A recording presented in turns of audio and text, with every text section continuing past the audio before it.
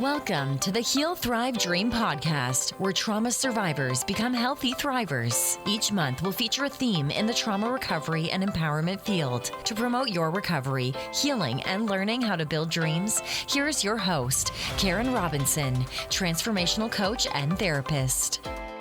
Welcome to the Heal, Thrive, Dream podcast. Today, my guest is Jen Rigley. She is an author, motivational speaker, and personal transformation expert focused on women's empowerment and living your best life after 50.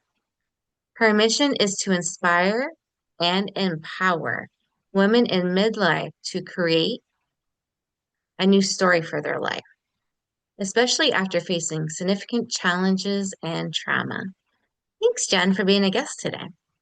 You're welcome. I'm thrilled to be talking with you today, Karen. Not only am I thrilled that you're on my podcast, but you're also a speaker in the upcoming summit, October 23rd and 24th, Finding Energy After Toxic Trauma. What made you decide you'd want to be a speaker at this event? Well, you and I connected and you were telling me a little bit about it. And I thought, wow, this really fits. It fits really well with what I teach and how I serve the community, primarily women in midlife, women over 50, because a lot of what I talk about stems from trauma and challenges and grief that we've really carried our whole life. And being able to find your energy after those things is really hard. And I have a methodology and I have a lot to say to women to help them start down that path to discovering, re-engaging and getting that energy back specifically after grief, trauma, and challenges. So it was a really great fit. That's so beautiful. I can't tell you how many women I know, either as friends, coworkers, clients, who have had so many struggles after 50. The work you're doing is really important. Did you yourself, and you're always welcome to pass if I get too intrusive, but did you yourself have some issues when you turned 50, or have you turned 50 yet?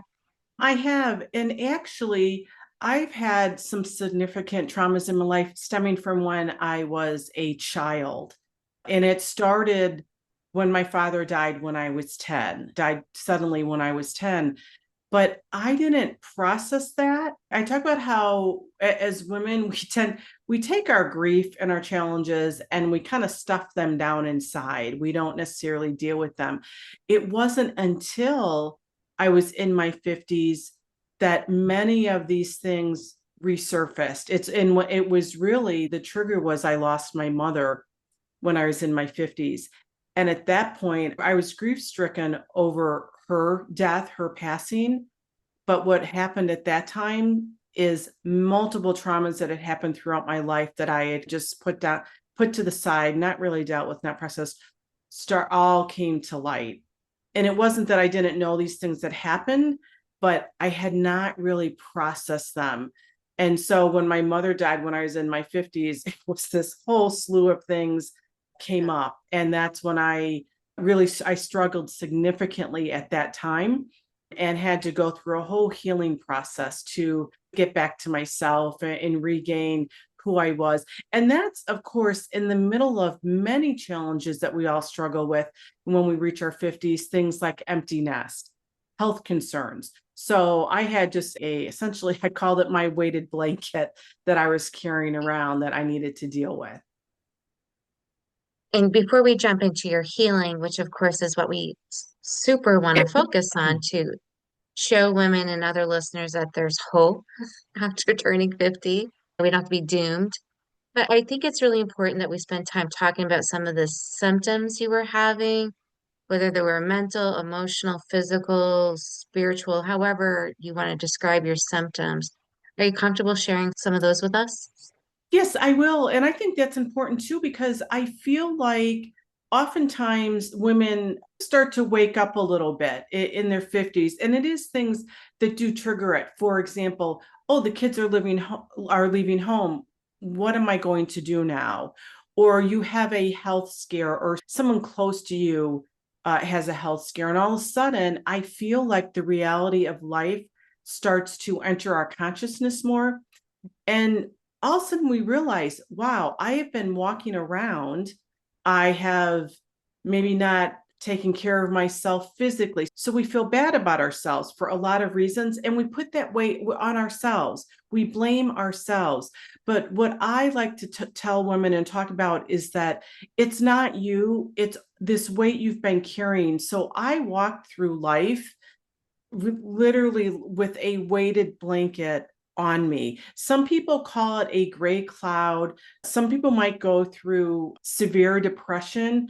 Others just walk through life not quite focusing on what's important, what's most meaningful. We're so busy taking care of others.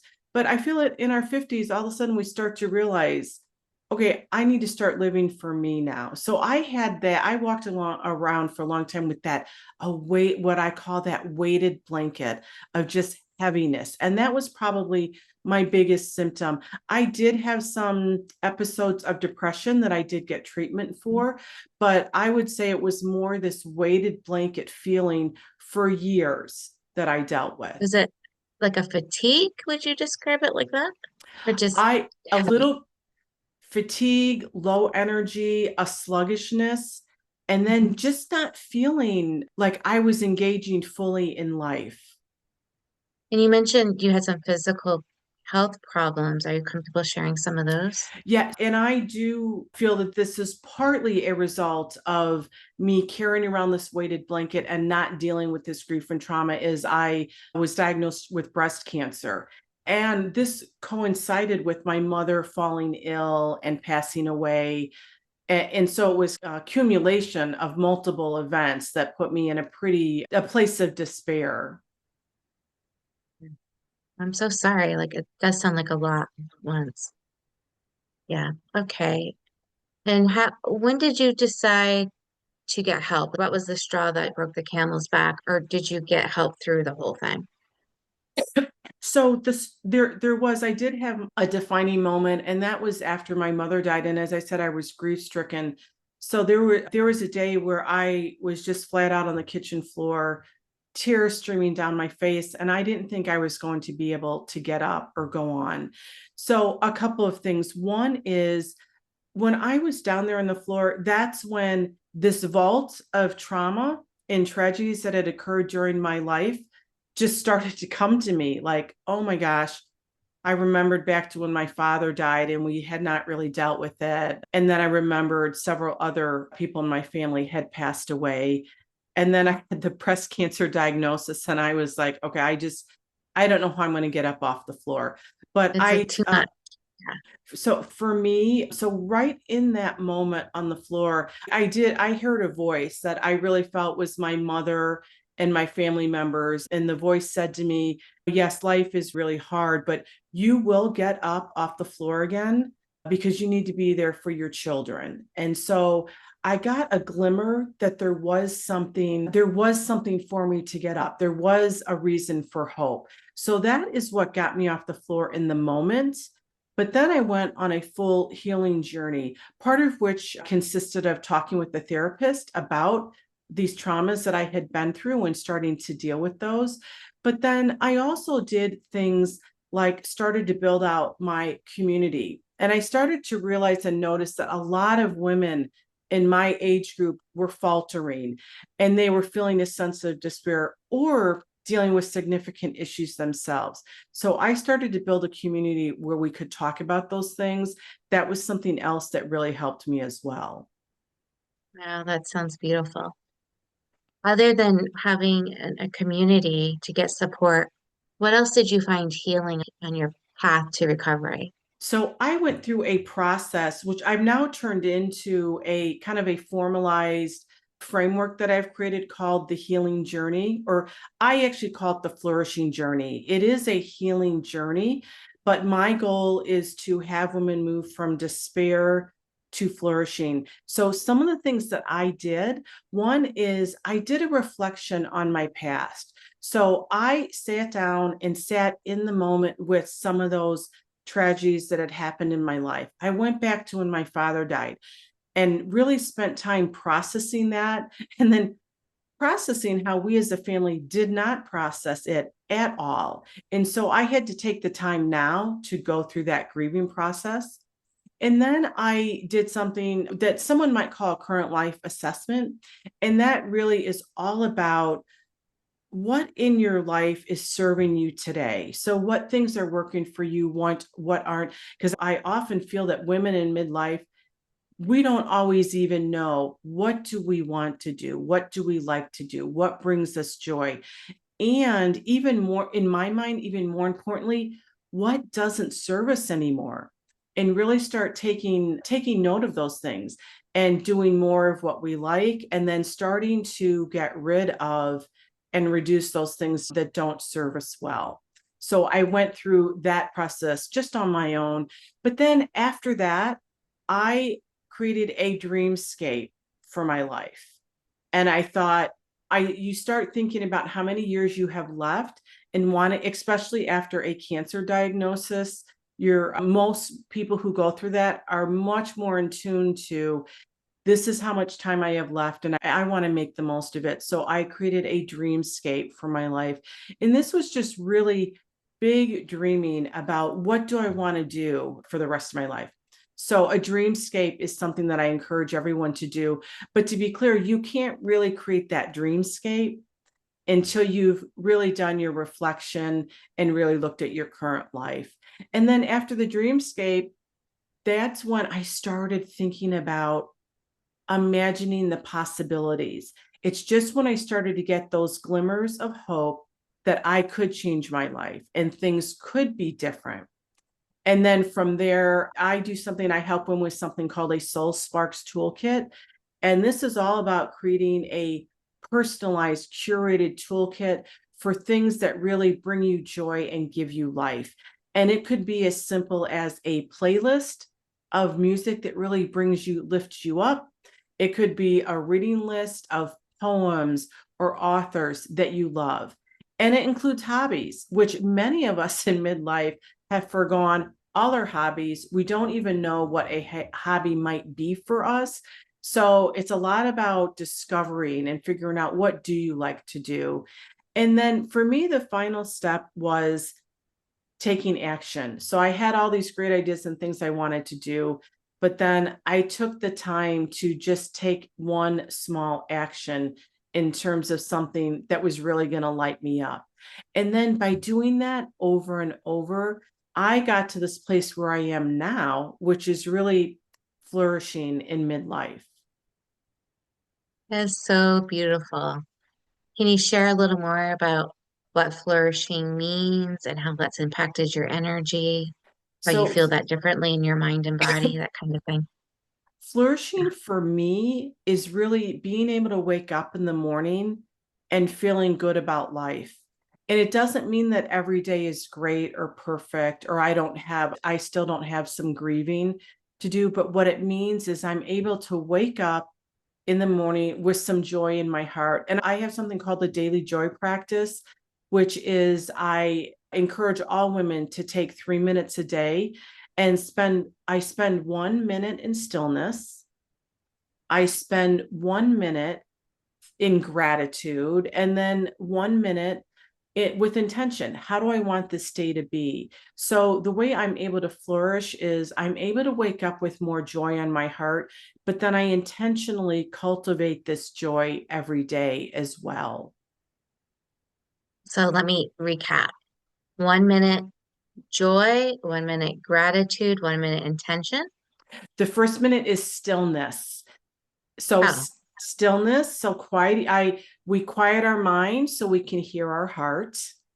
okay. And then Stillness. stillness, 1 minute in gratitude for whatever Okay. it may be. And then 1 minute with intention. And I don't mean intention like this is my to-do list. It's intention. What is my to-be list today? And that is To about be. whose life do you want to impact? How do you want to show up in the world? Okay, I love that. I think you were talking about joy before that, and that's how I got confused. Okay, so I got to do this again. 1 minute stillness, 1 minute gratitude, 1 minute intention. I'm going to add 1 minute of joy Yes. And actually the whole thing that those 3 minutes is called equals joy. the daily joy practice. I see. Okay, that's where I got Yes. confused. And so by spending 3 minutes a day, that's where we start to cultivate joy every day in our life. So you developed this framework that we're discussing right now? Yes, it's called the joy triangle. Jen, I really dig it. I really like it a lot. And actually, participants at the summit will get that just as a freebie. I actually send them, it's a triangle. It has the 3 different activities on there. It's really just one sheet, and it's something that anybody can do. And I really encourage it. Hey, why do you think I like it so much? What's your guesses? I think you try to bring joy to other people's lives, and maybe it's a way to help you do that, or you have joy already in your life and you want to cultivate more of it. I'll accept all those, but also nobody can say it takes too much time. Oh my gosh. So all of the steps that I've come up with, or the activities, and especially this one, it's all because I have done so many self-help and things like that. And I'm like, I can't spend an hour a day meditating. I'm just not that person. And so I really wanted to come up with tools that women can use. You're right, that doesn't take too much time. And I just felt like 3 minutes, it's manageable, it's doable for all of us. Yes.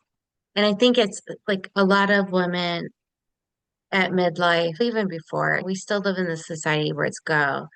Yes. Anytime we can take that pause is hugely healing for mind, body, spirit. Huge, it'll improve all of our relationships too and our overall energy.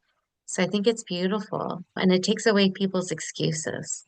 Yes. And one of the things I talk about is it doesn't just change your life, but it changes the lives of people around you. Because all of a sudden now you spend a little bit time on yourself every day, you start to feel better, you start to show up with a little bit more light, or maybe you're able to have a little more peace or relaxation when you're dealing with others, and it starts to change their life too. So beautiful. Oh, I had a good question. It came in and then it's quickly left. You know, that menopausal symptom? Yeah, it's just still showing up. I like to, Yes. I'm exhibit A on menopause here. Oh, yeah, I remember now. So one of the things that you're pivoting and doing is being more intentional about motivational speaking. Can you share a little bit why that's important to you and why that pivot in your life or your business? Yeah, so I have been working in the corporate world for over 20 years. And it was really through this process I went through this healing process, and starting to feel good about myself and feeling really good about midlife and the years that we have to do all the things we want to do. I feel really strongly that these are our best years, or can be our best years. However, I have found in many circles, whether it's friends, family, in Facebook, in meetups, many women in this age group, in midlife, in their 50s, feel really down about themselves, about life. And there is a reason for that. But I want to bring the message that these can be your best years. And I don't sugarcoat it and say, just change your attitude. Or I don't try to have platitudes about it. But what I do say is there is a process you can go through, and you can start to feel joy again, and you can flourish.